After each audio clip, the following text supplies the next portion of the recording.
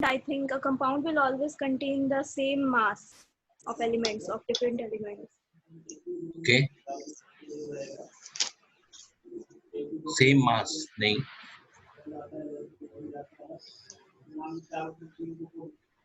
तो law of definite proportion क्या कहता है कि जैसे सपोज कोई भी अगर कोई कंपाउंड ले रहे हो, ठीक है, तो अगर इसका कोई सोर्स अगर डिफरेंट सोर्सेज, ओके, कोई सा भी सोर्स हो, चाहे वो मान लो बारिश का पानी हो या केमिकल रिएक्शन के बाद जो पानी बन रहा है, या कोई कहीं से भी पानी ले लोगे, तो उसका जो रेशियो है ना, जो हाइड्रोजन और ऑक्सीजन का जो रेशियो है वो हमेशा डेफिनेट होगा, फिक्स होगा, ठीक है.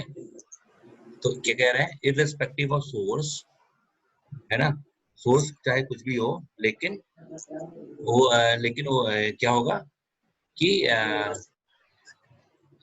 सोर्स चाहे कुछ भी हो, लेकिन जो रेशियो है दोनों का कंपाउंड में एलिमेंट्स का रेशियो ऑलवेज सेम रहेगा, ठीक है. इसीलिए कह रहा है irrespective of source, okay, still the proportion of the weight of the elements, H2O हो गए तो इसमें कौन कौन से एलिमेंट होंगे, H2O में कौन कौन से हाइड्रोजन और ऑक्सीजन. करेक्ट हाइड्रोजन और ऑक्सीजन. करेक्ट. तो इसमें जो रेशियो है वेट का वो हमेशा सेम रहेगा, कहीं से भी वो पानी लेके आओगे, जो एलिमेंट्स का वेट है, का रेशियो है, वो हमेशा सेम रहेगा, ठीक है. लेकिन एक्सेप्शन क्या है इसमें, आइसोटोप्स के केस में ऐसा नहीं होगा. और ये जो देखे होगी ना कि कभी कभी ऐसी कोई एटम होता है जिसका जो एटॉमिक नंबर है वो वेरिएट करता है, जैसे आयरन के केस में Fe2 भी देखोगे, Fe3 भी देखोगे, राइट. उस केस में ये फॉलो नहीं करता है, लेकिन जहाँ पे जो वैलेंसीज है वो वेरी करती हैं, लेकिन जो जनरल केस में क्या होता है कि सोर्स कुछ भी हो, लेकिन रेशियो दोनों का सेम रहेगा, ठीक है. एलिमेंट्स का जो रेशियो है वो हमेशा सेम रहेगा. जैसे यहाँ पे कल इसीलिए मैंने एक एग्जांपल भी दिया था, है ना. तो इसमें देखो जैसे कॉपर, अब ये इसमें क्या था कि कॉपर ऑक्साइड में प्रूव करना था डेफिनेट प्रोपोर्शन. तो पहले इस वाले जो ऑक्सीडेशन हो रहा है वहां पे भी कॉपर ऑक्साइड का देखना है कि हमें क्या रेशियो था कॉपर और ऑक्सीजन का, और इस केस में भी कॉपर और ऑक्सीजन का रेशियो हमें फाइंड करके चेक करना है कि क्या दोनों का रेशियो सेम हो रहा है ना, क्या दोनों का रेशियो सेम हो रहा है. तो इसमें हम लोगों ने क्या किया था कि कॉपर का वेट देखा था 2.16 था, ऑक्सीजन का वेट क्या था, एज्यूम किया था x है, और ऑक्सीजन का वेट निकाला हमने तो 0.54 ग्राम आया. और कॉपर और ऑक्सीजन का जो रेशियो है वो हमने देखा क्या आया यहाँ पे, कॉपर और ऑक्सीजन और कॉपर का रेशियो, राइट. तो ऑक्सीजन और कॉपर का रेशियो इसमें हम देख रहे हैं, तो ये हो जाएगा. आई थिंक यहाँ पे थोड़ा सा मिस्टेक है, यहाँ पे ये 2 पॉइंट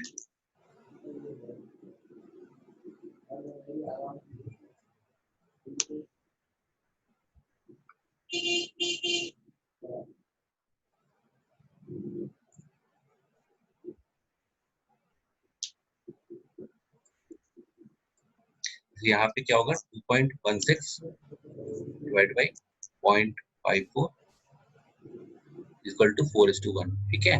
ये कॉपर का वेट कितना है 2.16, राइट, बाय हीटिंग, और ऑक्सीजन का वेट है कितना आया 0.54 ग्राम, उसका रेशियो क्या है 4:1, करेक्ट. यहाँ पे भी अगर रेशियो निकालोगे तो आइडियली अगर फॉलो हो रहा है लॉ ऑफ डेफिनेट प्रोपोर्शन तो दोनों का रेशियो सेम आना चाहिए, राइट. तो यहाँ पे अगर निकालोगे तो 1.15 कॉपर ऑक्साइड का दिया है. Okay, law of definite proportion में क्या होता है कि अगर कॉपर ऑक्साइड है तो उसका सोर्स कुछ भी हो, या ऑक्सीडेशन हुआ हो, या ऑक्सीडेशन से बना हो, या नेचुरल सोर्स हो, कहीं से भी वो अगर कॉपर ऑक्साइड लेके आओगे तो इसमें जो रेशियो है दोनों का प्रोपोर्शन में होगा सारा एलिमेंट, करेक्ट. तो डेफिनेट प्रोपोर्शन में होगा वो, है ना. तो यहाँ पे अगर देखोगे तो कॉपर ऑक्साइड का हम यहाँ पे कॉपर और इसको डिवाइड करोगे तो कॉपर और ऑक्सीजन, कॉपर का वेट यहाँ पे क्या है, कितना दिया है 2.16, हाँ 2.16, करेक्ट. और ये ऑक्सीजन का वेट कितना है ये हम लोग 0.54 ये लॉ हम क्यों लगा रहे हैं, ये हम कैसे एज्यूम करेंगे 2.16 प्लस एक्स, ये कौन सा लॉ है? Law of definite proportion. नहीं, ये कौन सा लॉ है बताओ? यहाँ पे सबसे पहला लॉ हमने पढ़ा था, सबसे पहला लॉ कौन सा पढ़ा था? Law of conservation of mass. Correct, good. तो ये है law of conservation of mass. Okay, तो यहाँ पे हमने law of conservation of mass लगाया।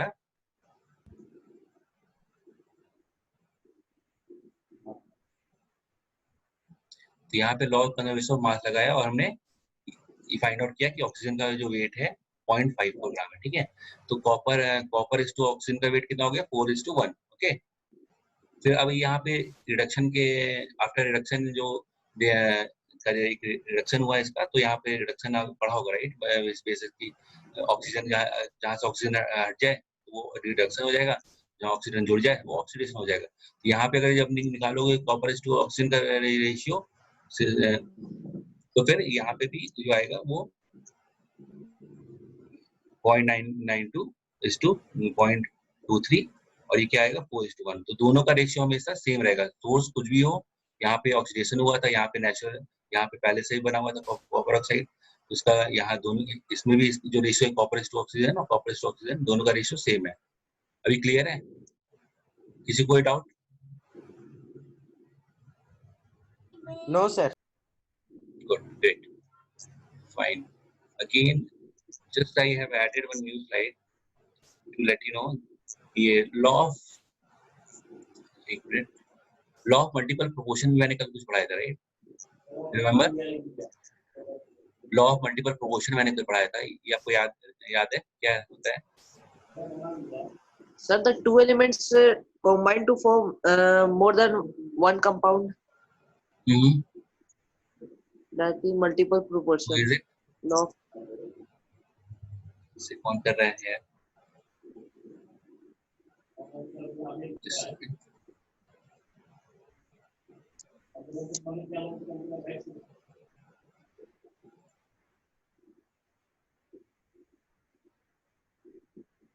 क्या? हाँ बताओ क्या होता है ये? Sir, two elements combine to form more than one compound is known as law of multiple proportion. यहाँ पे मान लो इसको पढ़ो, अब इसको देखो और समझाओ मुझे कि क्या होता है ये। ठीक है, इसको देख के समझने की कोशिश करो क्या होता है ये law of multiple proportion.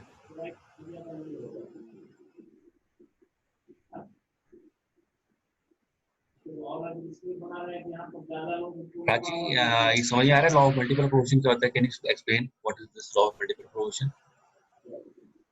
So in this, when masses of two elements are in a simple ratio of whole number.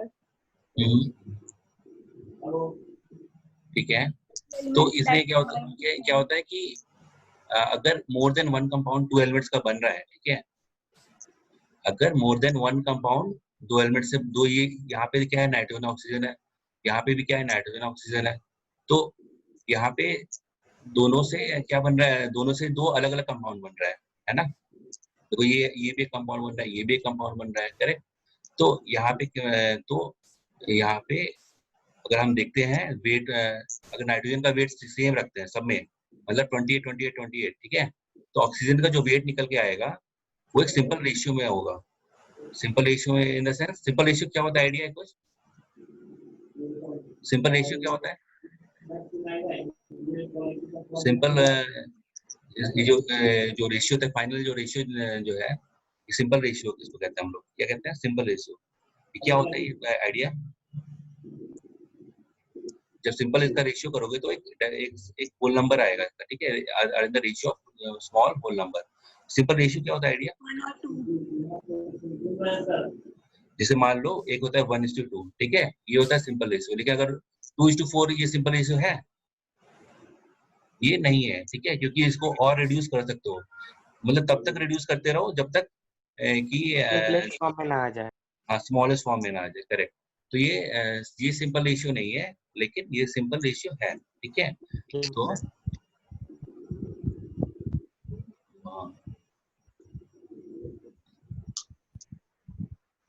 Okay, तो ये सिंपल रेशियो है, ठीक है, क्लियर। तो यहाँ पे जब नाइट्रोजन ऑक्सीजन से मिलके के डिफरेंट कंपाउंड सब बन रहे हैं, तो जब इसका यहाँ पे हमने क्या किया, नाइट्रोजन का वेट 28 रखा सबके केस में, और ऑक्सीजन का मास हमने सब में निकाला, तो क्या आया यहाँ पे, और फिर जब इनका रेशियो देखोगे 16:32:48:64:80, ये सिंपल रेशियो में फॉर्म में जब करोगे तो ये होल नंबर होगा, ठीक है। तो ये कहता है law of multiple proportion. It's not like very typical logical law, ये मतलब बेसिक लॉ, बट हाँ, need to understand that law of multiple proportion क्या होता है, ठीक है,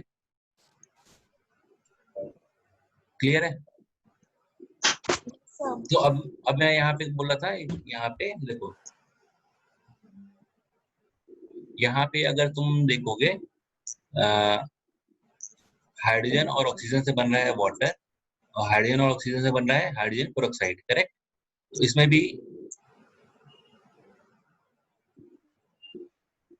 ओके, तो हाइड्रोजन और ऑक्सीजन से बन रहा है वाटर, और हाइड्रोजन ऑक्सीजन से बन रहा है हाइड्रोजन पेरोक्साइड।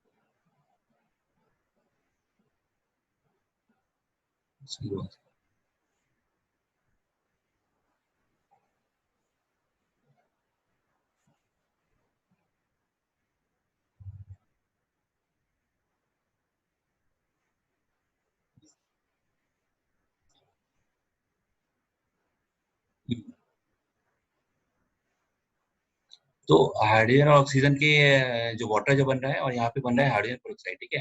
तो यहाँ पे हाइड्रोजन और ऑक्सीजन का जो वेट देखोगे, रेशियो देखोगे, तो क्या आएगा, यहाँ पे भी अगर मल्टीपल प्रोपोर्शन हमें प्रूव करना है कि ये फॉलो कर रहा है, ठीक है, मान लो ये एग्जाम्स में आता है, ठीक है, कि प्रूव करो कि कैसे ये मल्टीपल प्रोपोर्शन फॉलो कर रहा है। तो यहाँ पे क्या करोगे, पहले हाइड्रोजन लोगे और ऑक्सीजन लोगे। तो वाटर के केस में क्या हो रहा है,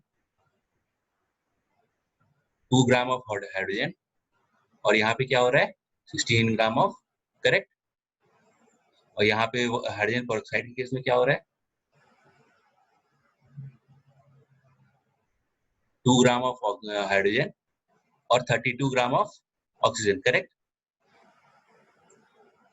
तो यहाँ पे अब दोनों का रेशियो देखोगे तो क्या हो जाएगा, 16:32, और ये क्या हो जाएगा, 1:2।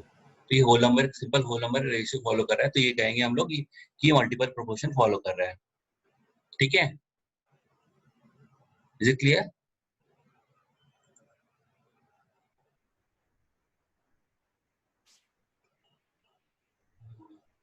इज इट क्लियर, माननीय Prachi and all? Sir, once again. ठीक है, यहाँ पे देखो हाइड्रोजन और ऑक्सीजन के यूजिंग हाइड्रोजन एंड ऑक्सीजन क्या बन रहा है, वाटर बन रहा है यहाँ पे, ठीक है। यहाँ पे क्या बन रहा है, हाइड्रोजन पेरोक्साइड बन रहा है। अब ये लॉ ऑफ मल्टीपल प्रोपोर्शन क्या कहता है कि यूजिंग, अगर सेम एलिमेंट को यूज करके दो डिफरेंट कंपाउंड अगर बन रहा है, तो अगर एक एलिमेंट को वेट अगर फिक्स रखोगे, तो दूसरा जो एलिमेंट है उसका जो वेट है वो एक रेशियो में होगा, सिंपल होल नंबर रेशियो में होगा वो, ठीक है। ये लॉ ऑफ मल्टीपल प्रोपोर्शन क्या कहता है कि ये कई बार होता है कि इज इट फॉलोइंग और not, can you prove it, है ना। ये बोर्ड में आ सकता है, या ठीक है, थोड़ा बहुत घुमा के भी क्वेश्चन आ सकता है, लेकिन ये सिंपल में, ये तो बोर्ड में क्वेश्चन आएगा, ठीक है, कि because it's not a very complicated logic, पर हाँ यू शुड नो। तो यहाँ पे देखोगे कि हाइड्रोजन और ऑक्सीजन, तो मैंने क्या बताया, यहाँ पे अगर हाइड्रोजन का वेट यहाँ पे दोनों का सेम कर दोगे, तो ऑक्सीजन का जो वेट आएगा वो एक होल नंबर रेशियो में आएगा। तो यहाँ पे देखो, यहाँ पे कितने, यहाँ पे H2O वगैरह के केस में क्या है, हाइड्रोजन का एटॉमिक वेट कितना होता है, 1 होता है, राइट। तो हाइड्रोजन का वेट कितना हो गया, 2, और ऑक्सीजन का वेट हो गया 16, करेक्ट। Yes, sir. ये क्लियर है, ठीक है। तो यहाँ और फिर H2O2 के केस में क्या हो जाएगा, ये 2 है और ये कितना वेट हो गया, 32 ऑक्सीजन का, करेक्ट। 16 into 2 32, right. तो इसलिए अब अगर ये दोनों का अब इन दोनों के कंपाउंड में हो जो ऑक्सीजन है उसका रेशियो अगर देखोगे तो क्या आएगा, 1:2, एक होल नंबर रेशियो के फॉर्म में आएगा, क्योंकि 16:32 is equal, so this imply that this will be 1:2, ठीक है। तो यही कहता है लॉ ऑफ मल्टीपल प्रोपोर्शन। अब इसको, अब ये डेफिनेशन एक बार पढ़ोगे तो क्लियर होगा, ठीक है। अब ये एक बार डेफिनेशन पढ़ो और ये जो एग्जांपल है इसको भी समझो एक बार, ठीक है। और मुझे बताओ कि अभी भी कोई कंफ्यूजन है तो बताना, ठीक है। कोई किसी को भी कोई कंफ्यूजन है तो बताओ। No, sir, no confusion. No confusion, okay good. Amrita समझ आया? Yes, sir. ग्रेट। अब ये लूसेंट क्लॉक क्या होता है, ये गे लूसेंट क्लॉक क्या होता है, ये यहाँ पे क्या होता है, अगर मान लो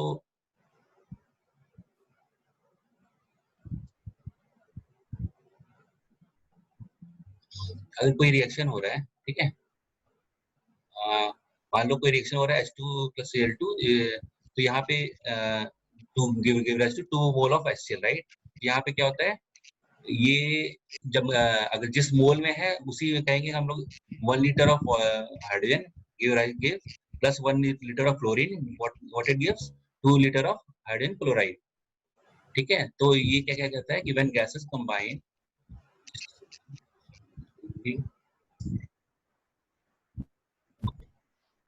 सो यहाँ पे क्या कहता है कि गेल्स लॉ क्या कहता है कि when gases combine in a chemical reaction they do in a simple ratio by volume, okay, provided all gases are at same temperature and pressure। मतलब कि 1 litre of hydrogen plus 1 litre of chlorine give rise to 2 litre of hydrogen chloride, ये भी हम लोग कह सकते हैं, ठीक है। तो ये लूसेंट लॉ यही कहता है, क्लियर है, very simple. I think still कोई कंफ्यूजन या doubts, no, right, okay, I am moving ahead. तो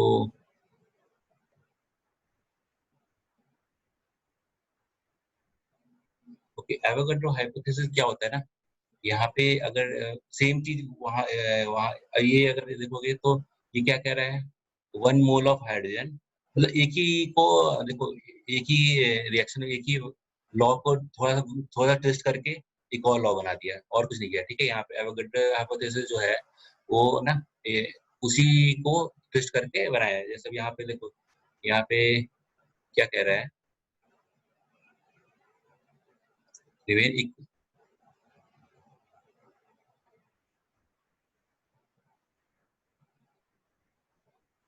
यहाँ पे क्या कह रहा है कि जितना मॉलिक्यूल हाइड्रोजन का है उतना ही मॉलिक्यूल यहाँ पे क्लोरीन का होगा, और उतना और यहाँ पे टू, तो ये कह रहा है क्या कि equal volume of all gases at same condition should contain equal number of mole, मतलब Molecules. जैसे कि इक्वल नंबर ऑफ मॉलिक्यूल। जैसे अब यहाँ पे बोलोगे कि H2 और एक Cl2 का. PV = nRT का फॉर्मूला पढ़ा होगा, राइट, PV = nRT पढ़ा होगा, राइट,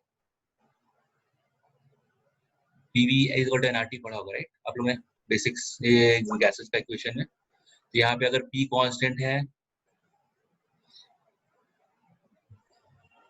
यहाँ पे P कांस्टेंट है मान लो, N और R कांस्टेंट है, T कांस्टेंट है, ठीक है। तो अगर नंबर ऑफ मोल अगर सेम है तो वॉल्यूम हमेशा सेम रहेगा, यही वो कह रहा है कि PV = nRT, जो है ना, इसके बेस पे ये कह रहा है कि क्या कह रहा है कि equal volume of gases will contain, और एक मोल में कितने मॉलिक्यूल होते हैं, 1 मोल में कितने मॉलिक्यूल होते हैं, ये 9-10 में पढ़ा होगा शायद आप लोगों ने। 1 मोल में कितने मॉलिक्यूल्स होते हैं,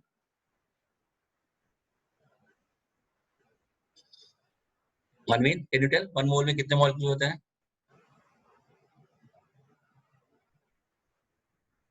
Manveen, I want to know, Manvin, from you that how many molecules are there in 1 mole? Manvin, can you unmute yourself? Or even you can ping here in the chat.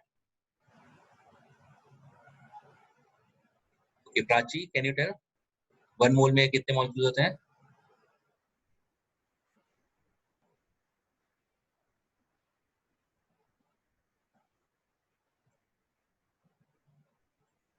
You can ping here in the chat also. 6.022 into 10 to the power 23 or 24.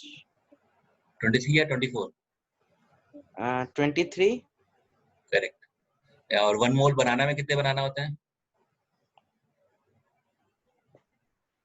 1 mole बनाना में कितने बनाना होते हैं? हाँ? ये 1 mole Apple में कितने apples होते हैं? प्राची बताओ 1 mole of apple कितने? हाँ? प्राची बताओ 1 mole of apple में कितने एप्पल्स होते हैं? क्विकली सोच रहे हो कि मॉलिक्यूल्स की बात हो रही है, एप्पल कहाँ से आ गई है, राइट? लेकिन 1 मोल ऑफ एप्पल में कितने एप्पल्स होते हैं?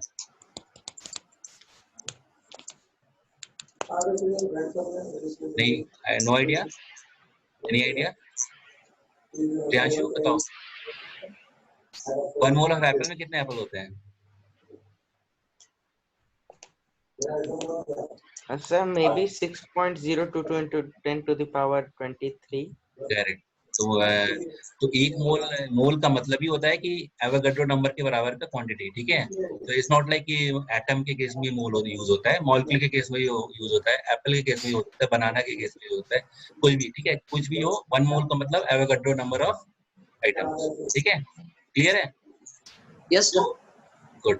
तो अब ये कह रहा है यहाँ पे कि P is equal to nRT, P constant है, R कांस्टेंट है, T कांस्टेंट है, तो फिर V will be directly proportional to N, right?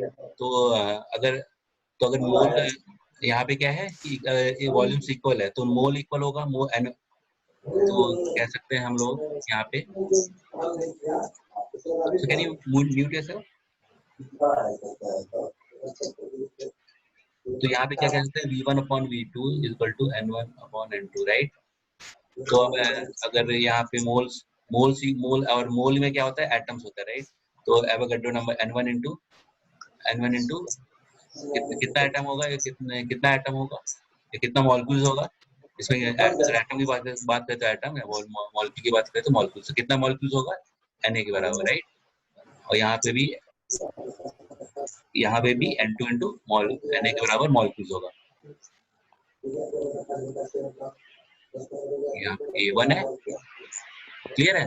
तो यहाँ पे ये मॉलिक्यूल्स हमेशा अगर V1 और V2 इक्वल है तो डेफिनेटली ये दोनों भी इक्वल ही होगा, right? Molecules, number of molecules of A is equal to number of molecules of A1 is equal to, मतलब अगर V1 और V2 इक्वल है तो A1 और A2 का जो मॉलिक्यूल्स है वो सेम रहेगा, राइट?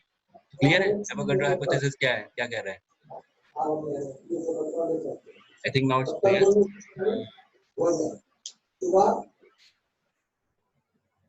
ओके, क्लियर है Avogadro hypothesis? So now I'm going ahead. Okay, ये क्वेश्चन तो हम लोगों ने कल किया था। एक क्वेश्चन ये था, ये question can you think and tell me what is the answer? कल मैंने पूछा था, राइट? इसका आंसर कुछ बता सकते हो आप लोग? Priyanshu, can you think and tell me? Reaction भी यहाँ पे देखो नीचे दी हुई है।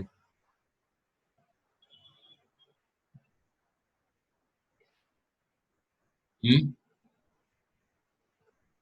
15.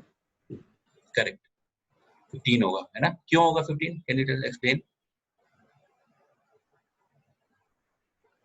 With the rule of limiting reagent, क्यों, here कैसे it is होगा? only one molecule of carbon monoxide. It will use only 5 meter cube of oxygen. Correct.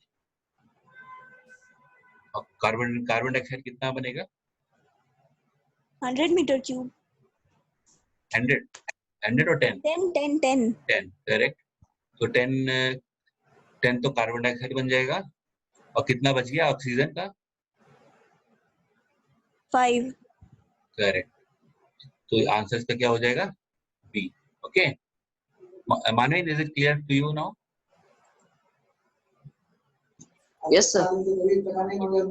Okay great. Amrita clear है? Yes, sir. Okay good good. Priyanshu clear है ना? इसका answer क्यों 15 होगा? Yes, sir. So again, now moving to next slide. ये तो मैंने कल डिस्कस किया था। भी डाल्टन लॉ क्या होता है, आइडिया है क्या इसका? देखो ये डाल्टन लॉ से स्टार्ट कर रहा हूँ मैं। तो डाल्टन लॉ जो होता है बेसिकली एक एटम के बारे में सुना होगा ना, कण के बारे में सुना है? कण के बारे में सुना होगा, हिंदी वर्ड जो कण है। तो ये बहुत पहले ही मतलब अपने इंडियन साइंटिस्ट जो थे ना, मतलब जो ऋषि मुनि जो होते थे, वो कण की बात करते थे ना, तो वही स्टार्टिंग उन्होंने एक वर्ड दिया था कण, जो कि सबसे छोटा, उनको बोलते हैं सबसे छोटा जो पार्टिकल है, सबसे छोटा पार्टिकल है वो कण है। लेकिन उस समय उन्होंने कहीं कोई रिटन में नहीं दिया था कि हाँ ये मतलब कुछ लॉ है या कुछ ऐसा लॉ का कोई फंडा नहीं होता था, है ना। तो फिर इसलिए उन्होंने बताया तो था कण के बारे में, लेकिन एटम उस समय हम लोग उस समय डिफाइन नहीं हुआ था, ठीक है। फिर एक और साइंटिस्ट है डेमोक्रिटस, ओके, उसने एक वर्ड दिया था एटोमियो, ठीक है। तो ए बोले तो एक का उसने उसका मतलब था अन, ओके, और यहाँ टोमियो का मतलब था ब्रेकेबल, अनब्रेकेबल, ठीक है। तो जो ऐसा पार्टिकल जो कि बिल्कुल ब्रेक ही ना हो, ठीक है, अनब्रेकेबल, ठीक है। Smallest unit. Can you mute yourself?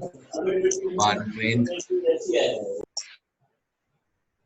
Okay, तो ये डेमोक्रिटस ने वो बोला था कि एक सबसे स्मॉलेस्ट पार्टिकल होता है,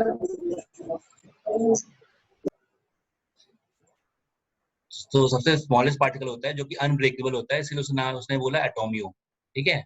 लेकिन उस समय भी ये बहुत पहले की बात है, मतलब कि 1800 के अराउंड की बात है। तो ये उसने भी कोई रिटन में लॉ नहीं दिया था, है ना।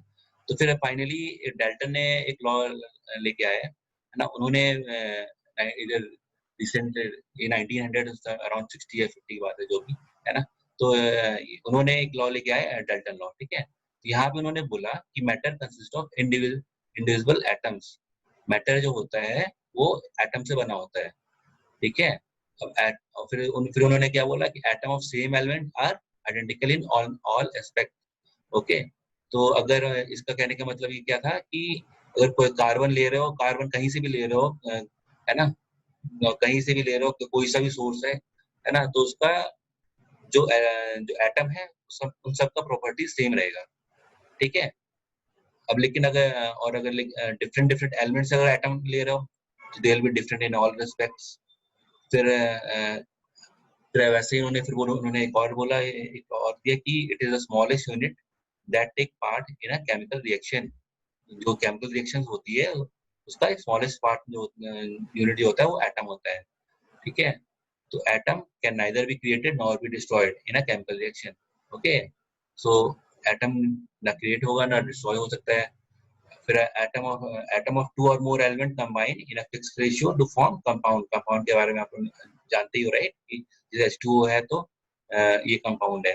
दो डिफरेंट एलिमेंट्स का जो एटम मिलके एक कंपाउंड बनता है। हाइड्रोजन का एक एटम, ऑक्सीजन का, हाइड्रोजन का 2 एटम और ऑक्सीजन का एक एटम मिलके एक कंपाउंड बनता है वाटर।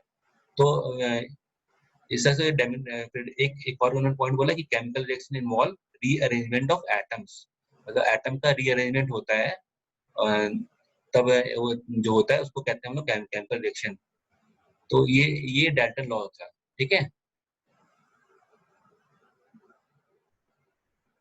हाँ, अब यहाँ तक तो क्लियर है, राइट? ये अब यहाँ तक तो क्लियर है, राइट? किसी कोई डाउट तो नहीं ना?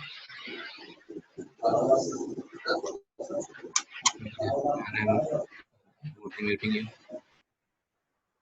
ठीक है। फिर कल मैं बताया था डायमेंशन एनालिसिस द्वारा, राइट? कल नहीं, फर्स्ट सेशन में मैंने डिस्कस किया था। तो ये क्लियर है, राइट?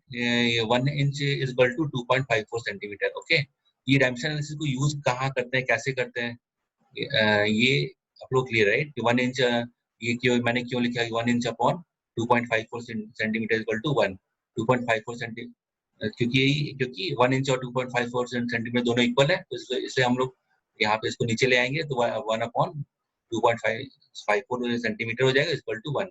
तो ये एक बेसिक्स ये इसको डायमेंशन एनालिसिस में यूज होता है। कैसे यूज होता है अभी आगे पढ़ोगे अभी, और एक एग्जांपल मैं बताने वाला हूँ, ये रिलेटेड टू EMU। ओके, उसको वहां पे यूज करेंगे। और ओके, एटॉमिक मास क्या होता है ना? एटॉमिक मास क्या होता है? एक एटम का मास, उसका यूनिट क्या होता है? EMU होता है। सुना है आप लोगों ने EMU के बारे में कुछ? Yes sir, atomic mass unit. Yes, sir. Okay, तो ये एटॉमिक मास यूनिट और ग्राम में क्या रिलेशन होता है, आपको आइडिया है? One atomic mass एक एटॉमिक मास यूनिट जो होता है वो क्या होता है? एक एटम का वेट होता है, राइट? एक एटम का अगर कोई वेट बोलते हैं तो क्या बोलते हैं? कि एटॉमिक मास यूनिट, ठीक है। तो एक 1 AMU क्या होता है कि ग्राम में अगर देखोगे तो 1.66 into 10 to power minus 24 gram. Okay, अभी कैसे आया, है ना? ये अभी हम आगे देखेंगे कि कैसे ये 1 इतना ग्राम आया, ठीक है। ये आप लोगों ने थ्योरी तो पढ़ा होगा कि हाँ, ये थ्योरेटिकल तो पढ़ा होगा, लेकिन कैसे आया ये शायद आपको क्लियरिटी ना हो, तो ये अभी हम लोग नेक्स्ट टॉपिक में देखेंगे, ठीक है। तो अभी एटॉमिक मास और ये एटॉमिक मास यूनिट होता क्या है, ठीक है। ये अगर मान के चलो कि जैसे अगर कोई वेट देखते हो, ठीक है, किसी का वेट नापना है तो किसी के रिलेटिव में करोगे, राइट? कि एक इसका वेट 1 kg है तो इसका वेट 5 kg है। अब ये जो वेट देखते राजू में देखते हो ना, बट्टा जो होता है 1 kg का जो वेट होता है ना, वो अ, तो ये सबसे पहले जब वेट जब स्टार्टिंग हुई तो फिर उन्होंने एक एक प्लेटिनम का एक वो बनाया, बट्टा बनाया, ठीक है, 1 kg का, और उसको अभी म्यूजियम में वो रखा हुआ है। एक वहाँ पे साइंटिस्ट ने अपना एक साइंटिस्ट जो एक उनका लैब है वहाँ पे एक म्यूजियम में उन्होंने रखा हुआ है, ठीक है। तो उसको उसके रिलेटिव में ही सारे जो वेट वाले जो बनते हैं ना, जो बट्टे, तो वो सब उसी के रिलेटिव में ही बनते हैं। तो 4 kg 5 kg 6 kg जो बनता है उसी के रिलेटिव बनता है। तो एक रिलेटिव की रिलेटिविटी कहीं ना कहीं कंपैरिजन करने के लिए जरूरी है। तो अब यहाँ पे भी एटॉमिक मास यूनिट जब स्टार्टिंग में 1900 के आसपास जब डिस्कस हो रहा था कि वही कैसे एक एटम का मास को, है ना, निकाला जाए, तो इसके लिए पहले इन्होंने देखा कि चलो ठीक है, हम कार्बन पहले पहले तो उन्होंने सोचा कि हाइड्रोजन को ले लेते हैं, हाइड्रोजन का क्योंकि मास एक यूनिट होता है, उसके कंपैरिजन में हम लोग डिफरेंट डिफरेंट डिफरेंट एमयू निकाल लेंगे, ठीक है। लेकिन हाइड्रोजन के केस में प्रॉब्लम ये होने लग गया कि अब हाइड्रोजन जैसे टू हाइड्रोजन लिया तो उन्होंने कहा कि टू एमयू हो गया, 3 हाइड्रोजन लिया तो 3 एमयू हो गया, उन्होंने ये मान के चल रहे थे। लेकिन हाइड्रोजन के केस में क्या हो गया कि वो बहुत बहुत रिएक्टिव होता है, हाइड्रोजन हीलियम, राइट? तो हाइड्रोजन और हीलियम ये सब बहुत रिएक्टिव होने लग गए। हीलियम नियॉन इन सब का वेट तो बहुत कम होता है, लेकिन इनको रेफरेंस नहीं ले सकते थे, क्यों? क्योंकि ये बहुत रिएक्टिव होते थे और दे आर हाईली रिएक्टिव। फिर एबंडेंस ये भी देखा गया कि इनका जैसे कोई किसी क्लास का कोई मॉनिटर किसी को बनाना है, ठीक है, क्लास का कोई मॉनिटर बनाना है, तो ऐसा तो नहीं कर सकते कि जिसका अटेंडेंस बहुत कम है उसको मॉनिटर बना दिया, राइट? ऐसा तो नहीं कर सकते, है ना। तो यहाँ पे क्या हुआ कि ये भी देखा कि कौन सा जो एटम है वो सबसे ज्यादा अवेलेबल है ना। तो सबसे ज्यादा अवेलेबिलिटी देखी गई कि इसमें कार्बन की देखी गई कि बहुत ज्यादा अवेलेबल है। हर कोई कंपाउंड में देखोगे तो कार्बन मिल रहा था। अराउंड 94 to 95% कंपाउंड ऐसे भी मिलेंगे जिसमें कार्बन ही मिलेगा। तो कार्बन की एविडेंस जो अवेलेबिलिटी थी वो भी बहुत ज्यादा थी, तो इसलिए फिर हम लोगों ने फिर इसका रिएक्टिविटी देखी, तो रिएक्टिविटी भी बहुत कम था, इतना इट्स नॉट वेरी, मतलब बहुत ही कम रिएक्टिव था, है ना। और ऐसा भी नहीं था कि बहुत हाईली रिएक्टिव था, और ऐसा भी नहीं था कि रिएक्टिव नहीं था, है ना, लीस्ट रिएक्टिविटी भी नहीं थी, है ना, ऐसा भी नहीं होना है कि it should be least reactive, जैसे हीलियम और नियॉन बहुत ही लीस्ट रिएक्टिव होते हैं, क्लोरीन और फ्लोरीन के बारे में सुना होगा ना कि बहुत ही हाईली रिएक्टिव होता है। तो ऐसा भी नहीं होना चाहिए कि हाईली रिएक्टिव होना है, ऐसा भी नहीं होना है कि लीस्ट रिएक्टिव होना है, और ऐसा भी नहीं होना है कि आइसोटोप हो। आइसोटोप के बारे में आइडिया है आप लोग को? आइसोटोप के बारे में आइडिया है?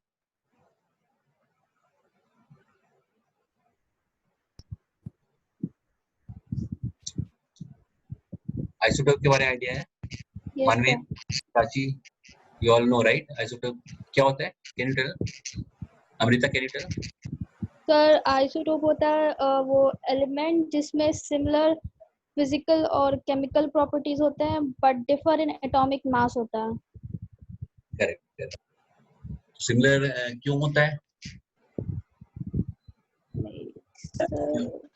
क्यों होता है सिमिलर? कभी सोचा है कि सिमिलर क्यों होता है? Yes sir. कभी सोचा कि सिमिलर क्यों होता है? सर हम लोग का न्यूट्रॉन। हेलो, यस कभी सोचा है कि ये सिमिलर क्यों होता है आइसोटोप का फिजिकल प्रॉपर्टी और केमिकल प्रॉपर्टी? No sir. क्योंकि एटॉमिक नंबर सबका सेम होता है ना, और ये जो होता है क्या है कि जो रिएक्शन जो होती है ना वो जनरली एटॉमिक नंबर के जो एटॉमिक नंबर के ऊपर डिपेंड करती है, एटॉमिक नंबर के ऊपर डिपेंड करती है, ठीक है। तो क्योंकि एटॉमिक नंबर बोले तो नंबर ऑफ प्रोटॉन और number of electron, right? Number of proton is equal to number of electron, एक एटम में होता है, राइट? ये सुना होगा। तो इलेक्ट्रॉन अगर ना, तो इलेक्ट्रॉन की जैसे देखते हैं ना कि एटॉमिक नंबर के बेस पे ये केमिकल जो रिएक्शन है वो वेरी करता है। अब एटॉमिक नंबर है तो सबका सेम है, तो इसीलिए कहते हैं कि केमिकल प्रॉपर्टी सेम है, फिजिकल प्रॉपर्टी सेम है, लेकिन एटॉमिक मास वेरी कर रहा है, ठीक है। तो यहाँ पे क्या है, क्या हुआ कि कार्बन के केस में क्या था कि C12 जो था उसका बहुत ही ज्यादा, हालांकि कार्बन का भी आइसोटोप होता है, जैसे कि C4, कार्बन का आइसोटोप क्या होता है, जैसे C12 होता है, है ना, C12 होता है, C14 भी होता है, लेकिन C14 जो होता है बहुत ही कम होता है, ठीक है, और C12 जो होता है बहुत ज्यादा होता है, 98% अराउंड होता है ये, ठीक है, और ये 2% होता है, और C13 भी होता है, वो तो बहुत 0.00 समथिंग होता है, ठीक है, तो दैट कैन बी नेग्लिजिबल। तो C12 जो था और तो आइसोटोप के even though it's was isotope but इसका अमाउंट बहुत ज्यादा था, ठीक है, 98% था। तो इसलिए कार्बन को हम लोग ने एक वो माना कि इसको बना दिया मॉनिटर, ठीक है, क्लास का मॉनिटर बना दिया। इसके बेस पे हम लोग डिराइव करेंगे, या वो क्या कह सकते हैं कि इसके बेस पे हम लोग सबका मास डिराइव करेंगे, ठीक है। तो अब यहाँ पे कार्बन को जब बनाया तो फिर अब कैसे इसको यूज किया, ठीक है, क्या अब यहाँ पे लॉजिक्स और देखते हैं हम लोग, ठीक है। एक अब ये देखा होगा ना कि mass of carbon atom is equal to 12 AMU, ठीक है। एक mass of carbon atom is equal to 12 AMU, और 1 AMU is equal to mass of, ये हम लोग कह सकते हैं, right, this you can say from above 1। तो यहाँ पे मास ऑफ कार्बन एटम क्या था, 1.99 into 10 to power minus 23 gram. Okay, this if we divide by 12, then this will come around this one. Okay, तो 1 AMU is equal to आ गया हमारा कितना ग्राम। तो यहाँ पे हम लोग जो देख रहे थे ना, मैं जो बहुत बता रहा था, राइट, कि 1 AMU is equal to 1.66 into 10 to power minus 24 ग्राम। ये क्यों होता है, ये अब थोड़ा समझने वाली बात है कि यहाँ पे ये हम लोग इस तरह से हम लोग ने 1 AMU का जो मास है ड्राइव किया, ठीक है। अब लेकिन और डिफरेंट वे से हम लोग थोड़ा सा समझने की कोशिश करते हैं, ठीक है। ये क्लियर है, right? Till here it's clear, right? Till here, yes sir. Yes, sir. Okay, good. तो अब एटॉमिक मास ऑफ कार्बन, ठीक है, फिर अब ये भी बोलते हैं कि atomic mass of carbon is equal to 12 gram per mole, ऐसा भी बोलते हैं, राइट? ऐसा भी सुना होगा, हाँ। तो अब ये क्या है और ये क्या है, तो यहाँ पे तो कंफ्यूजन हो गया। तो ये जब AMU का जब बात करते हैं तो यू शुड रिमेम्बर, जब भी AMU की बात हो तो ये 1 एटम का होता है, ठीक है। ये किसका होता है? 1 एटम का होता है। फिर ये 1 एटम का वेट, अगर कोई बोलता है कि AMU में वेट है, ठीक है, तो इसका मतलब वो एटम की बात कर रहा है, ठीक है। Always remember this is the key, okay. जब भी कोई AMU की बात कर रहा है तो एटम की बात कर रहा है, एटम का वेट क्या है। लेकिन जब भी कोई ग्राम पर मोल की बात कर रहा है तो एक मॉलिक्यूल की बात कर रहा है। यहाँ पे 1 मॉलिक्यूल ऑफ कार्बन एटम, ठीक है। ये किसकी बात, यहाँ जब भी ग्राम पर मोल की बात होती है तो मॉलिक्यूल की बात होती है, ठीक है। तो अब यहाँ पे तो 1 मॉलिक्यूल की जब बात हो रही है तो फिर यहाँ पे ग्राम पर मोल, राइट। तो एक मॉलिक्यूल में कितने एटम होते हैं? एक मॉलिक्यूल में होते हैं वन मॉलिक्यूल बोले तो वन मोल, राइट। तो 1 मोल में कितने एटम होते हैं? 6 एवोगैड्रो नंबर के बराबर, right. Avogadro number of atom is equal to 12 gram. ये हम लोग कह सकते हैं, राइट, क्योंकि ऊपर गया तो 1 मोल का वेट है 12 ग्राम। तो यहाँ पे फिर अब 1 एटम इक्वल टू कितना होगा? 1 एटम का वेट कितना हो जाएगा? 12/6 पॉइंट एवोगैड्रो नंबर के बराबर, राइट। यहाँ पे नीचे लेके आए तो ये भी एक फॉर्मूला होता है कि 1 atom is equal to 12 by Na gram, okay. ये एक फॉर्मूला है, ये भी फॉर्मूला इंपॉर्टेंट है, you should remember 1 atom is equal to 12 by Na gram. Na is the Avogadro number. Again 1 AMU जो हम लोग यहाँ पे अगर हम एवोगैड्रो नंबर की वैल्यू जब यहाँ पे रखेंगे हम लोग, तो ये 12 ये दोनों क्रॉस कट जाएगा, क्या आएगा? फाइनली आएगा 1.66 into 10⁻⁻24 ग्राम। सेम हमने AMU डिफरेंट वे से हम लोग ड्राइव किया है। Is it clear? Yes, sir. ये क्लियर है सबको? एक बार देख लो आराम से, ठीक है। एक बार देखो, इसको समझो और इसको फिर मुझे बताओ, ठीक है। मैं एक मिनट का टाइम दे रहा हूँ, पहले 30 सेकेंड का, तो पहले आराम से समझो इसको क्या है, ठीक है। फिर इसको डिस्कस करते हैं next. Sir, can you repeat? Sure. तो यहाँ पे क्या था, देखो, ये मास ऑफ कार्बन एटम जो था 12 AMU था। मैंने क्या बताया कि जब भी AMU की बात होती है तब बात होती है कि एक एटम का वेट कितना है, ठीक है। AMU मतलब एटम का वेट। जब भी AMU की बात होगी तो एटम का वेट की बात होगी, ठीक है। फिर यहाँ पे जब यहाँ पे 1 AMU इक्वल टू, यहाँ पे क्या हो जाएगा, इसको ये नीचे आएगा तो क्या हो जाएगा? मास of carbon atom upon 12, right. इस क्लियर, राइट? ये क्लियर है, right Priyanshu? Yes, sir, it's clear. Okay. तो मास ऑफ कार्बन एटम ये एक्सपेरिमेंट से फाइंड किया गया है, ठीक है। ये हम लोग ने ऐसा कुछ लॉजिकल नहीं है, ये एक्सपेरिमेंट से फाइंड किया गया है कि 1 एटम का जो वेट होता है 1.99 into 10⁻⁻23 ग्राम होता है, ठीक है। तो इसको जब यहाँ पे वैल्यू पुट की गई तो फिर जब फाइनली क्या आया 1.66 into 10⁻⁻24 ग्राम, ओके। तो ये हम लोगों ने स्टार्टिंग में देखा था ना कि अभी 1 AMU is equal to 1.66 into 10⁻⁻24 gram क्यों होता है, ठीक है। अब इस AMU को यूज करने लगे हम लोग। मान लो अब हमें कुछ और कोई और एलिमेंट निकाल के वेट निकालनी है ना, तो इसको यूज होगा, ठीक है। अभी फर्दर स्लाइड में देखोगे कि कैसे होगा, इसका यूज क्या है, ठीक है। लेकिन 1 AMU का वेट कितना आया? 1.66 into 10⁻⁻24 ग्राम। यहाँ तक क्लियर, राइट। फिर अब इसका यहाँ पे अगर देखोगे atomic mass of carbon is equal to 12 gram per mole. अब ये भी हम लोग बोलते हैं कि कभी हम लोग बात करते हैं कि ग्राम पर मोल, राइट। किसी भी किसी भी मोल का जो वेट है वो क्या है, किसी भी मॉलिक्यूल का वेट क्या है? ग्राम पर मोल। तो ग्राम पर मोल की जब भी बात होती है तो मॉलिक्यूल की बात होती है, ठीक है। ये रिमेम्बर करना है। यहाँ पे अगर AMU की बात होता है, AMU के रिलेटेड अगर बोल रहा है तो एटम, और ग्राम पर मोल बोल रहा है तो मॉलिक्यूल्स हो गया, ठीक है।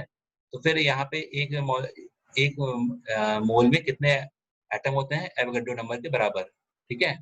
तो यहाँ पे ये ऊपर गया, मान लो ये पर मोल है, राइट। ये 12 ग्राम पर मोल है, राइट। ये क्लियर है, राइट, कि 12 ग्राम पर मोल है।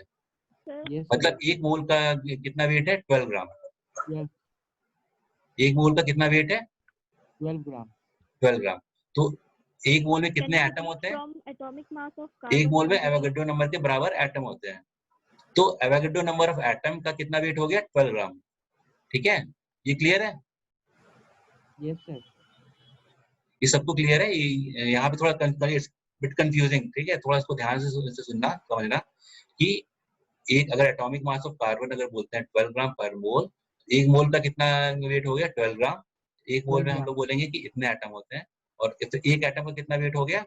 12 by Avogadro number equal to 12 by Na gram. ठीक है, तो फिर अब एक एटम, अब ये एक फॉर्मूला है, इंपॉर्टेंट है कि कभी मान लो आ सकता है कि वन एटम इक्वल टू कितने, क्या होगा, मतलब कितना ग्राम, ये इज इट करेक्ट और नॉट? ठीक है, मल्टीपल चॉइस में आ सकता है, तो all it's correct. Okay, 12 by Na gram. और what is it is Na?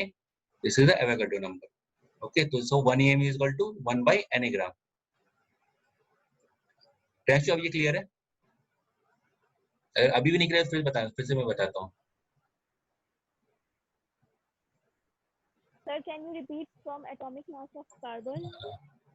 Can you be a bit loud? Prachi, can you be a bit loud? Sir, can you repeat from atomic mass of carbon?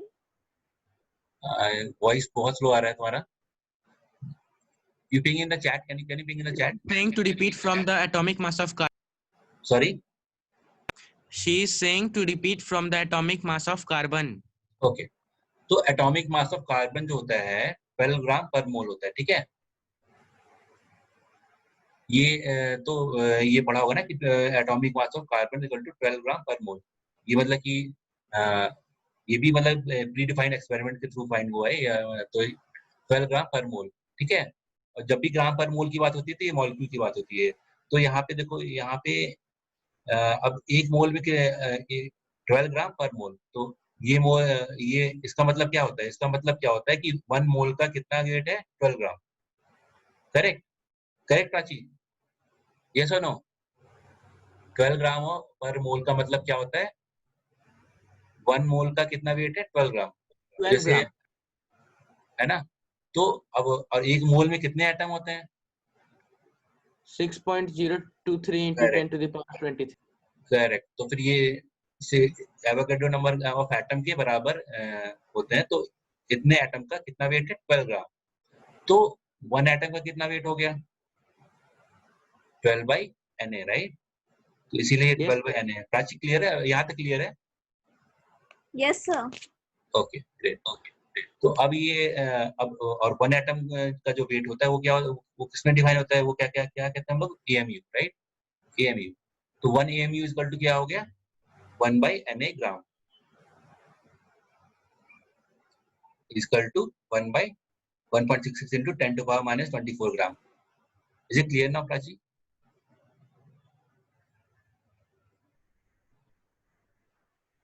Prachi अब clear है?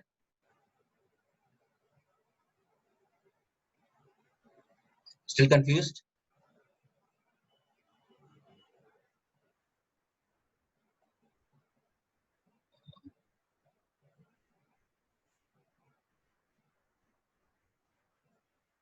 Prachi clear है? You can ping in the chat also. Okay, अगर मान low voice नहीं आ रहा तो।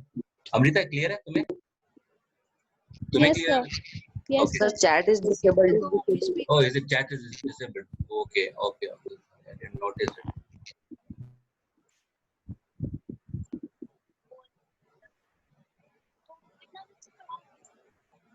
Fine, I enabled it. Okay. तो यहाँ पे 1 AMU is equal to ये ड्राइव हो गया कि 1.66 into 10 to the power minus 24 ग्राम। ठीक है, अब ये इसको यूज कैसे करेंगे? ठीक है, अगर मान लो 1 AMU का तुम्हें पता है कि कितना ग्राम होता है ना? तो AMU इस बार, अब इसको हम लोग जैसे डायमेंशन एनालिसिस में बताया था, राइट? डायमेंशन एनालिसिस में क्या मैंने बताया था? इसको मान लो यूज करना हो। ठीक है, तो अब हम लोग ये भी बोल सकते हैं 1 AMU upon 1.66 into 10 to the power minus 24 gram equal to 1। ये हम लोग बोल सकते हैं, राइट? ये हम लोग बोल सकते हैं, राइट? डायमेंशन एनालिसिस में भी मैंने ये बताया था राइट कि सेम कॉन्सेप्ट वहाँ यहाँ ये अप्लाई कर रहा हूँ डायमेंशन एनालिसिस को।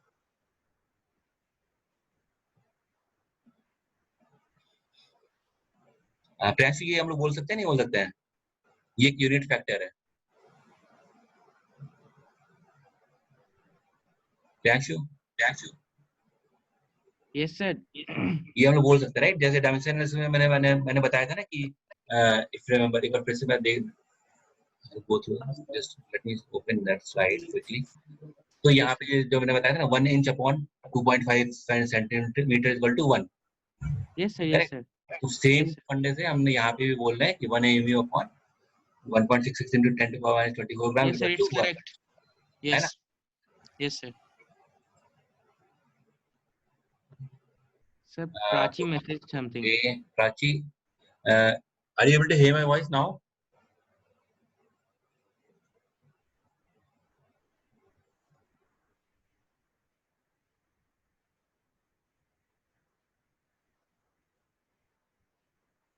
Prachi, able to hear me now?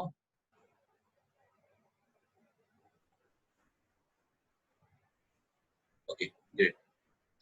तो ना यहाँ पे वही मैं कह रहा था कि 1 AMU इक्वल टू कितना हो गया 1 upon Na gram equal to 1.6 into 10 to the power minus 24 gram, 1 AMU upon this much gram equal to 1। ये अब इसको यूज कैसे करेंगे? अब मान लो AMU, मान लो कोई कुछ AMU निकालना है ना, कि किसी भी एटम का वेट निकालना है ग्राम में, ठीक है। तो इसको हम लोग कैसे यूज करेंगे? Mass of atom in gram upon 1.6, ये जो है ना, यहाँ पे भी same dimension unit factor use किया हमने, 1.66 into 10 to the minus 24 gram upon AMU। तो ग्राम कट ये जो है कट जाएगा और फिर इस AMU में आ जाएगा। अब इसको देखो, इसको यूज कैसे करेंगे प्रैक्टिकली, अभी हम नेक्स्ट उसमें बताते हैं, ठीक है, नेक्स्ट क्वेश्चन में।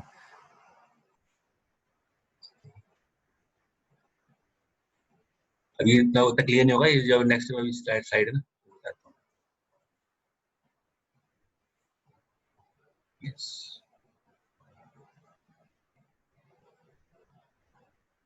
अब देखो यहाँ पे क्या है, क्वेश्चन में क्या है कि हाइड्रोजन एटम का वेट है ग्राम में दिया हुआ है, ठीक है।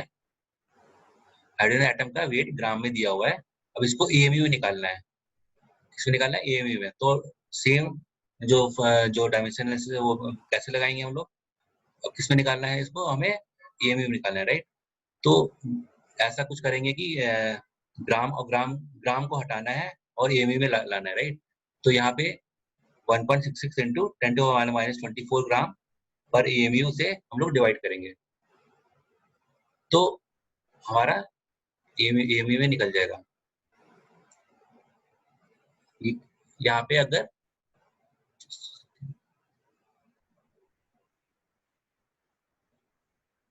कोई भी ऐसे, अब तुम्हें पता है कि एक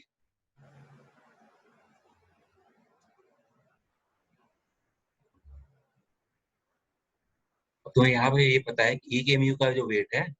Sir, can you open that page again जिसमें हाइड्रोजन का मास सर लिया हुआ था, उसका स्क्रीनशॉट ले लेता हूँ। इसको ओपन कर रहे हैं। यहाँ पे क्या है तुम्हारा, क्या है रिलेशन? एक AMU में कितना ग्राम है? 1.66 into 10 to the minus 24 ग्राम, ठीक है। अब यहाँ पे अगर तुम देखोगे हाइड्रोजन का मास कितना दिया हुआ है? 1.67 into 10 to the minus 24, है ना। अब सर -27, हाँ माइनस 27 ग्राम, करेक्ट। तो अब इसको हमें AMU निकालना है, तो क्या होगा? इससे डिवाइड कर देंगे, राइट। 10 to the minus 24 से अगर हम डिवाइड कर देंगे, एक AMU का वेट कितना होता है? 10 to the minus 24, sorry this is -24, इसको आप ये मान के चलो यहाँ पे ना, mass of atom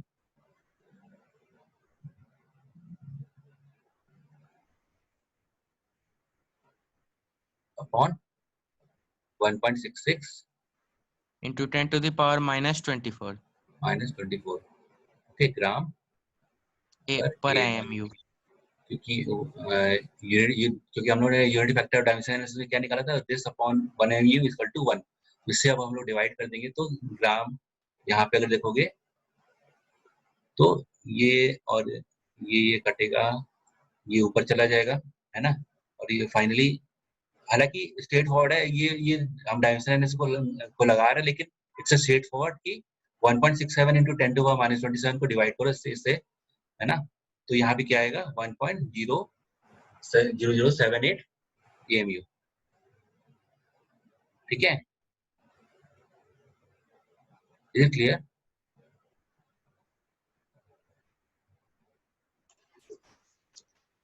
No, sir, not clearly. Not clear? No, sir. Okay, तो यहाँ पे देखो, अगर इसका वेट कुछ ग्राम में दिया हुआ है, ठीक है। Yes, sir. फिर अगर इसको हमें कन्वर्ट करना है AMU में, तो क्या करेंगे? तुम्हें ये पता है कि एक AMU का वेट कितना होता है? Yes, sir. एक AMU का वेट होता है 10 to power 1.6 into 10 to power minus 24 gram, right? Yes, sir. तो अब इससे इसको डिवाइड करेंगे तो क्या हो जाएगा? AMU में कन्वर्ट हो जाएगा, है ना। Yes, sir. तो वही हमने किया है यहाँ पे, So है ना। we divided it. हाँ, डिवाइड किया, और डिवाइड करने के बाद जो आंसर आएगा वो 1.0078 AMU आएगा, ठीक है। Yes, sir. Thank you, sir. Okay, no problem. तो फिर ये AMU को हम लोग यू में भी बोलते हैं, ठीक है। AMU को हम लोग ने शॉर्ट फॉर्म में और शॉर्ट फॉर्म में कर दिया यूनिफाइड, इसको कहते हैं यूनिफाइड मास, ठीक है। Yes, sir. ओके,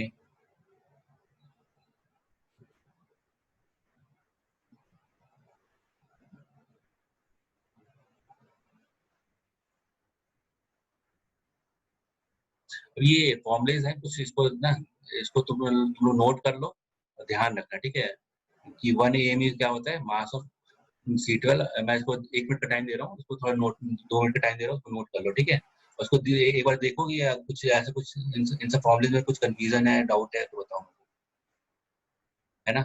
इसको मैं चाह रहा हूँ नोट थोड़ा बहुत नोट भी करते हो, थोड़ा बहुत ना पेन एंड पेंसिल भी यूज करो, पेन एंड कॉपी यूज करो तो सही रहेगा, ठीक है। क्लास में मैं बोलता रहूँगा, तुम सुनते रहोगे, शायद it will not be that good. Okay, तो थोड़ा बहुत नोट भी करते रहोगे, लिखते रहोगे ना, तो सही रहेगा। मैं चाह रहा हूँ इसकी Sir, I took फॉर्मुले, the screenshot. Sorry, I took the screenshot. Okay, that's it. But still, लेकिन ना कोशिश करो कि पेन एंड कॉपी भी लेके बैठो, थोड़ा ना कभी बीच में जो सवाल न्यूमेरिकल आएंगे उसको Yes, solve sir. Yes, sir. करना, है ना। उसको मैं बाद में लिख लेता हूँ, नोट कर लेता हूँ कॉपी में। हाँ, गुड गुड। Yes, sir. और ये आप लोग नोट्स बना रहे हो? Yes, sir. Yes, sir. Yes, sir. ठीक है, तो ये काम करना, जो नोट्स बनाओगे ना, मुझे वो उस ग्रुप में डालना, ठीक है, ताकि मुझे पता चले हाँ Yes. कुछ पढ़ रहे हो नहीं पढ़ रहे हो, क्या है ना। अब अभी ना खैर नोट्स का तो इट्स नॉट दैट इम्पोर्टेंट। अभी मैं कुछ न्यूमेरिकल्स दूंगा, तो वही ग्रुप में, तो उसको सॉल्व करके भेजना होगा, ठीक है। तो फिर ये अभी हम देख रहे थे राइट कि ये एवरेज एटॉमिक मास क्या होता है, ठीक है। जो एटॉमिक मास जो पढ़ते हो ना जनरली, एटॉमिक मास, तो ये वो जनरली एटॉमिक मास होता नहीं, वो एवरेज एटॉमिक मास होता है, ठीक है। आज तक बहुत पढ़े होगे ना कि एटॉमिक मास ही होता है ना। इस तरह से मतलब कि एटॉमिक मास, लेकिन जनरली एटॉमिक मास नहीं होता, वो एवरेज एटॉमिक मास होता है, ठीक है। Is it clear? या तो जो एटॉमिक मास होता है वो एवरेज एटॉमिक मास होता है। तो जैसे आइसोटोप्स जो होते हैं, आइसोटोप्स डिस्कस किए थे ना उन्होंने स्टार्टिंग में, आइसोटोप क्या होता है। जैसे बोरॉन है, बोरॉन का एटॉमिक मास 10 and 11 दोनों होता है। तो यहाँ पे तो ये बोरॉन एक आइसोटोप है। एवरेज एटॉमिक मास का जो होता है ना, वो क्या होता है, एटॉमिक मास ऑफ आइसोटोप 1, है ना। एटॉमिक मास ऑफ आइसोटोप 1 मतलब AM1, है ना, into percentage of abundance. Percentage of abundance मतलब कितना वो किस एबंडेंस में कितना उसकी मात्रा है इस अर्थ में पाई जाती है ना, कितना उसका एग्जिस्टेंस है।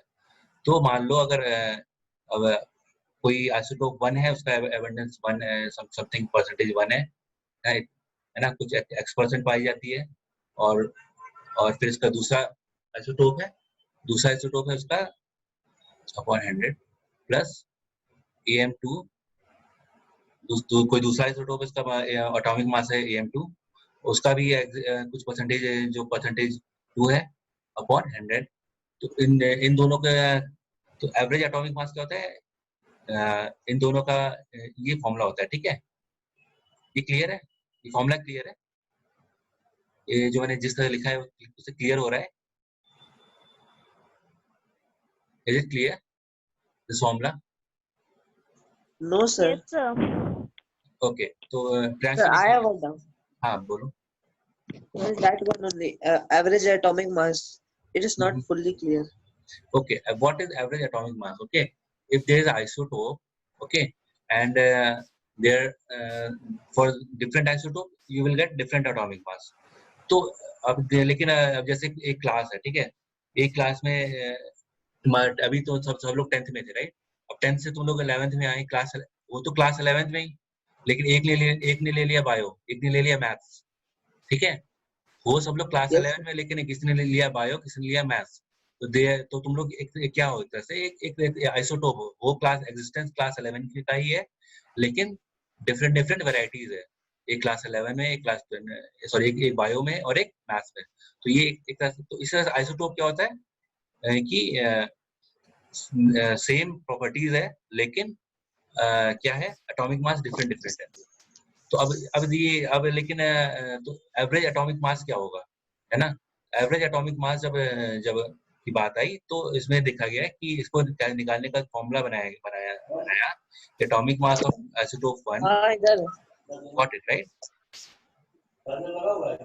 नहीं यूज कर Juan, can you be on mute? Okay, so अब जैसे एग्जांपल देखोगे ना, तो ये एग्जांपल देखोगे तो और क्लियर हो जाएगा।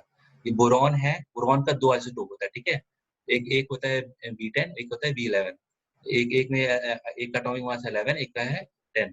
तो यहाँ पे लेकिन ये 19% रेजिस्टेंस है इसका, और इसका है 81%। तो अब इसको सेम फॉर्मूला अप्लाई किया हमने, तो यहाँ पे क्या हुआ, 81% इंटू 11 प्लस 19 इंटू, सॉरी ये फॉर्म दिस इज रॉन्ग, यहाँ पे मैं लिखता हूँ फिर से, यहाँ पे क्या हो जाएगा, 81 इंटू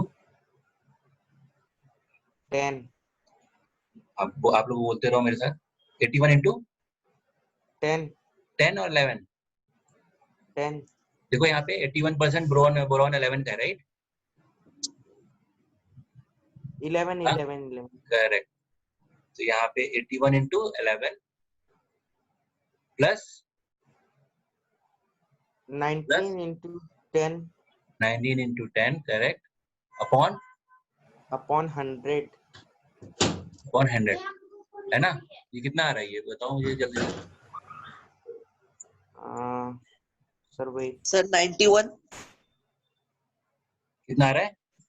91 91 नहीं, यस सर सही से कैलकुलेट करो, 81 into 11 plus 19 into 10 upon 100।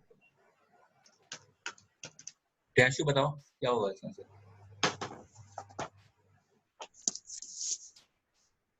Amrita, can you tell what the answer of this? 10.81 10.81, ठीक है, correct, I think this is correct, क्योंकि 10 और नियर बाई होगा, राइट? 10 और 11 के बीच का ही होगा कहीं, और अगर जनरल मैथमेटिक्स भी लगाओगे, क्योंकि इन दोनों का एवरेज मास निकालना है ना, एवरेज एटॉमिक मास निकालना है, राइट? तो 10 और 11 के बीच का ही कहीं होना चाहिए। तो ये कितना हो गया, 10.81 correct. So this is correct answer. ये यस सर लोग क्लियर है? 10.81 अमृता क्लियर है? Yes, sir. Okay, Prachi clear है? Yes, sir. ग्रेट। तो ये एवरेज एटॉमिक मास होता है आइसोटोप का, ठीक है? ये इसको नोटिस मत करना, ये गलत है, ठीक है? ये पूरा गलत है, this you should not notice. Okay, ठीक है। तो ये एवरेज एटॉमिक मास होता है। और अब नेक्स्ट स्लाइड में हम लोग फिर अब आगे बढ़ेंगे, ठीक है। आगे मोल, मोलैरिटी, मोल कॉन्सेप्ट को पढ़ेंगे, ठीक है, नेक्स्ट क्लास में। तो अभी मैं यहीं पे एंड कर रहा हूँ।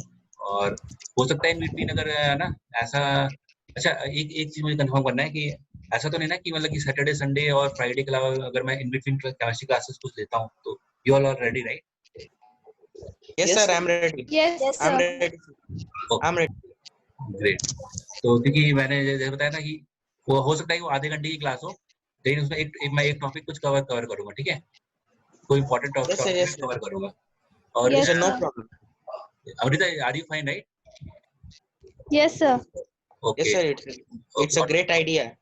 हाँ, क्योंकि ऐसा नहीं होना है कि ना कि सिर्फ देखो ऑनलाइन का मतलब ही क्या है। ऑनलाइन का सबसे बड़ा एडवांटेज जो है कि अगर आप लोग घर में पढ़ रहे हो ना, तो हो सकता है कि कभी भी आप लोग एक टाइम पे डिसाइड करो, हाँ इस टाइम से इस टाइम के बीच में जैसे जब पढ़ रहे हैं उसके बीच में अचानक से कुछ क्लास हो, कुछ नया कॉन्सेप्ट सीखने को मिल जाए तो अच्छा है, राइट? It's better, right? तो Yes, sir. अब कोचिंग कहीं जाना तो है नहीं, ट्रैवल तो करना नहीं है, कोचिंग ऑफलाइन में तो कहीं ट्रैवल करना है, राइट? ऑनलाइन में तो है कि जैसे बोला आप लोग अगर रेडी हो तो 5 मिनट में स्टार्ट हो गया क्लास। ये तो इसको हमें यूज करना है, ठीक है। ऑनलाइन अगर हम लोग यूज क्लासेस हो रहे हैं तो इसको हमें इस स्ट्रेटजी को हमें यूज करना है, ठीक है। You don't need to travel, just within 5 I will tell you 1 hour 2 hour before. It's not like मैं 5 बोलूंगा 5 मिनट में आप लोग हो जाओ रेडी, ऐसा नहीं। लेकिन 2 घंटे पहले मैं बोलूंगा आप लोग सब लोग का अगर सहमति है तो क्लास होगा, ठीक है।